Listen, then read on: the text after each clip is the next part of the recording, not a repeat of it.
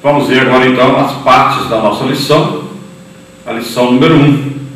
Vamos ver então na parte número 1 o conceito de ética cristã. Tópico 1, definição geral. Tópico 2, ética e moral. Tópico 3, ética e cristã. E tópico 4, princípios da ética cristã. Na parte 2 nós temos fundamentos da ética cristã.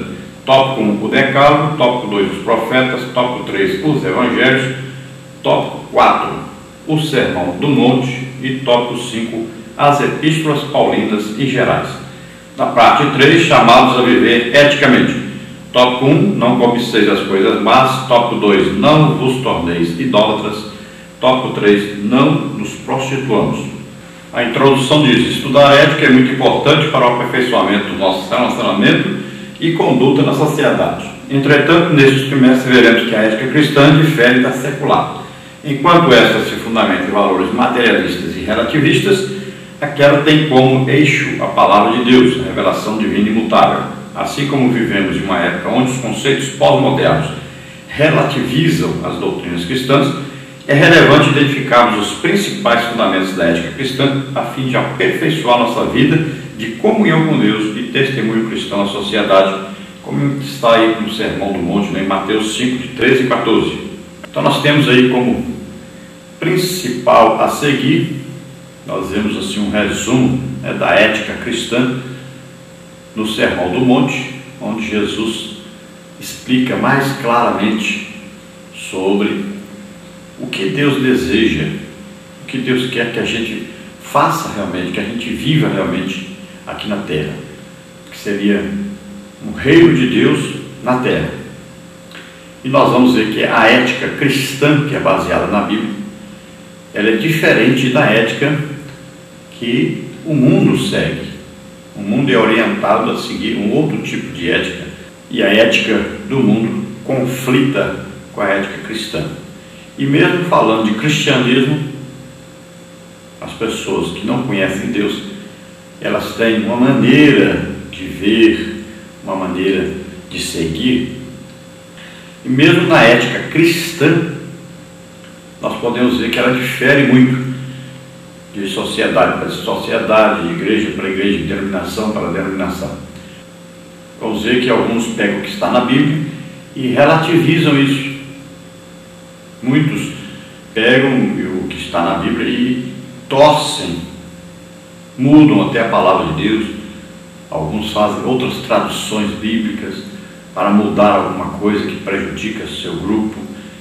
Então, mesmo dentro da ética cristã, existem as diferentes maneiras de se adaptar a isso. Ao invés do ser humano se adaptar a Deus, ele quer que Deus se adapte a ele. Então ele faz um estudo e interpreta a Bíblia de maneira que a Bíblia concorde com o que ele faz. Então vamos ver a parte 1, conceito de ética cristã. Tópico 1, então, definição geral. A palavra ética possui origem no vocábulo grego ethos, que significa costumes ou hábitos. No latim, o termo usado se corresponde a mores, moral, no sentido de normas ou regras. Devido à proximidade linguística desses termos, muitas vezes eles são usados como sinônimos, contudo devemos defini-los separadamente. Então, no grego significa aí costume, hábito, né? O que a pessoa segue, a sua norma de vida. E já no latim, a palavra tem um sentido pouco diferente. É um sentido de norma, de lei, sentido de regra. Então olha só, enquanto um fala da maneira de viver no grego, lá no latim já fala da lei que regulamenta esse viver. Então tem um pouquinho de diferença aí. No tópico 2 nós vemos ética e moral. Enquanto ciência, a ética pode ser entendida como a área da filosofia que investiga os fundamentos da moral adotada por uma sociedade. Por conseguinte, a moral refere-se ao comportamento social em relação às regras estabelecidas. Essas regras podem variar de uma cultura para outra, podendo sofrer variadas e sistemáticas alterações. Tudo dependerá da referência de autoridade que serve de fundamento para os padrões de conduta social. Então vemos aí, a ética é um conjunto então de normas que vão regulamentar uma sociedade. Então, se a sociedade é cristã, então ela vai seguir nesse rumo baseado aí no cristianismo, baseado na Bíblia, que a Bíblia ensina. Se essa sociedade não é cristã, então um país, por exemplo, islâmico, os seus valores morais não vão ser baseados na Bíblia. São aí um outro sistema, né, que vai governar. Para eles lá é o Alcorão. Então olha só. Então a ética pode ser completamente diferente num país e em outro país, numa sociedade e outra sociedade, numa denominação religiosa e em outra denominação. Pode mudar muito. Então, por exemplo, o budismo é uma religião baseada naquilo que ensinou o Buda. Então, olha só, muda muito isso. Então, a ética, ela pode ser completamente diferente de um país para outro. Agora, o princípio básico de amor, de respeito uns para com os outros, isso está em toda a sociedade. Agora, lá vai ser dito uma regra, por exemplo, no islamismo é uma regra completamente diferente do cristianismo. Então, o que é moralmente correto para o islamismo, por exemplo, pode ser imoral para o cristianismo. Então, muda muito. Nós vivemos baseados em regras bíblicas. Então, nós estamos fundados aí naquilo que a Bíblia diz para nós, orienta para nós vivermos de acordo com essa Bíblia. Então, o que fere essa ética bíblica vai ser para nós imoral. E às vezes que é imoral para nós, em outro país ou alguma determinada religião, não vai ser imoral. Tópico 3, ética cristã. Tem como objetivo indicar a conduta ideal para a retidão no comportamento cristão. O fundamento moral da ética cristã são as Escrituras Sagradas. Por isso, sua natureza não se altera, não se relativiza. Desse modo, a ética cristã não se desassocia da moral e dos bons costumes derivados das doutrinas bíblicas. Então, quando se fala assim, toda regra tem exceção, então, no cristianismo não pode haver isso. Não existe exceção, não existe aí interpretação diferente. A Bíblia mesmo se interpreta.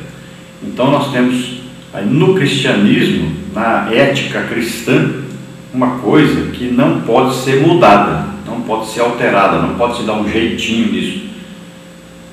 Então é de acordo com o que está escrito na Bíblia, não é de acordo com o que pensam as pessoas. Então nós devemos olhar a Bíblia como o manual de Deus para nós. Ele criou o ser humano e fez um manual. Como você deve viver para agradar a Deus, como você deve viver para viver bem aqui na terra. Então está lá no manual. E esse manual não aceita ser mudado. Seria, por exemplo, você pega aí um manual de um automóvel, aí você vai, lá está dizendo que o aro da sua roda é tanto. Aí você vai e muda o tamanho da roda.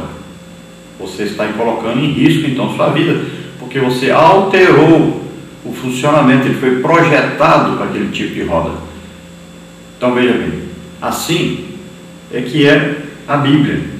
Nós não podemos mudar o que está lá e aí colocar a Bíblia no nosso jeito. Isso vai o quê? Alterar a nossa vida, vai piorar a nossa vida, vai causar dano à nossa vida. Tanto a nossa vida aqui na terra, quanto a nossa vida futura.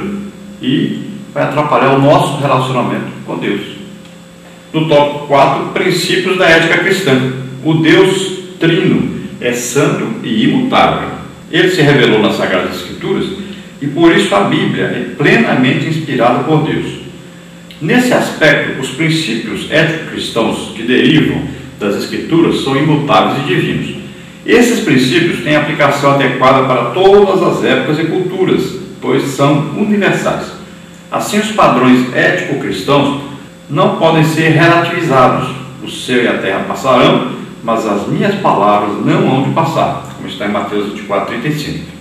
Muita gente então pega o que é a Bíblia e diz assim: não, mas isso aqui é para aquela época, mas isso aqui é para a situação que viviam. Mas veja bem, a Bíblia não muda, ela não vai mudar. A palavra de Deus é eterna, não tem como mudá-la. Ela foi escrita para ser seguida em toda a época do ser humano na Terra. Então, nós é que temos que nos adaptar a ela, não é ela que vai adaptar-se a nós. E muita gente faz isso.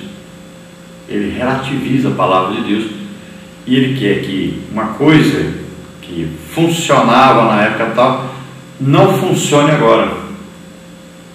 Então ele coloca assim: não, isso era naquela época, esse mandamento valia para aquela época. Agora, para a nossa época, não, aqui o mandamento é outro. Nós podemos aqui dar um jeitinho, adaptar isso à nossa época. E não é assim, a Bíblia não muda. É a palavra de Deus, imutável. Então os 10 mandamentos dizem: não matarás, continua sendo para nós não matarás. É pecado, continua sendo. Se a palavra de Deus diz não adulterarás, continua sendo pecado, não adulterarás.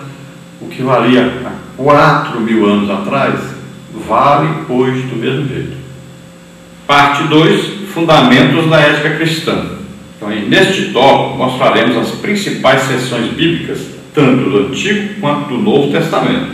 Embora seja impossível mencionarmos o ensino integral da Bíblia sobre o assunto, que norteia o senso ético de todo cristão, o Decálogo, os profetas, os evangelhos, o Sermão do Monte, as epístolas paulinas e gerais. Então é evidente que seria impossível nós aí ensinarmos o que diz, todas as partes da Bíblia sobre isso. Nós não temos tempo para isso, e um trimestre só é muito pouco para falar sobre tudo que existe.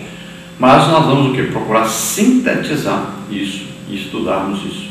Então nós vamos ver as seções bíblicas, ou seja, partes da Bíblia, Então nós vamos falar primeiro, é claro, sobre o Decálogo, a lei dada por Deus a Moisés.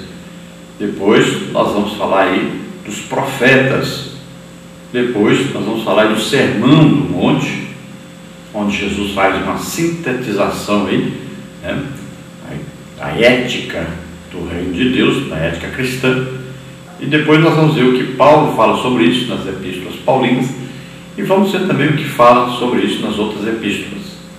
Então na parte 2 nós temos aí fundamentos da ética cristã, e temos aí tópico 1 Decálogo, tópico 2 os profetas, tópico 3 os evangelhos, tópico 4 Sermão do Monte, tópico 5 as epístolas paulinas e gerais. Tópico 1 então, o Decálogo. Os 10 mandamentos são preceitos éticos que fazem parte da lei moral de Deus. Êxodo 20, de 1 a 17.